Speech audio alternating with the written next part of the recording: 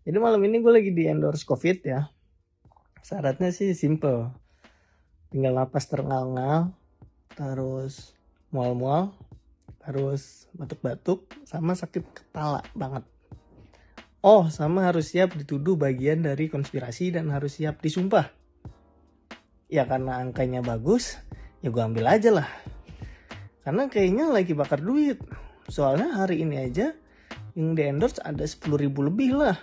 Kali ini komika bintang Emon jadi sasaran kritikan pemukul drum Superman is Dead (SID).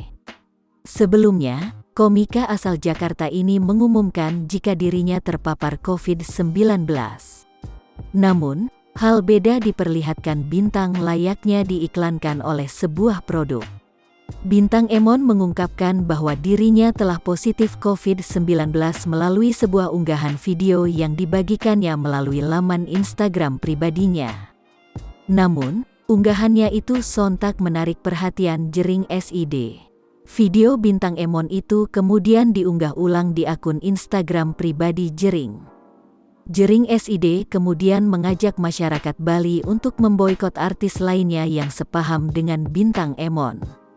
Bukti seleb-seleb Hollywood, dan tentunya seleb di seluruh dunia, dibayar untuk mempromosikan CVD ada, tulis jering, Senin, tanggal 21 Juni tahun 2021.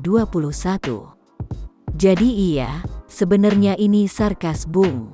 Dan untuk perihal chat silakan dibuka saja untuk umum agar tidak menimbulkan asumsi sepihak. Karena bahkan saya baru tahu ada DM masuk dari Bli ketika lihat postingan.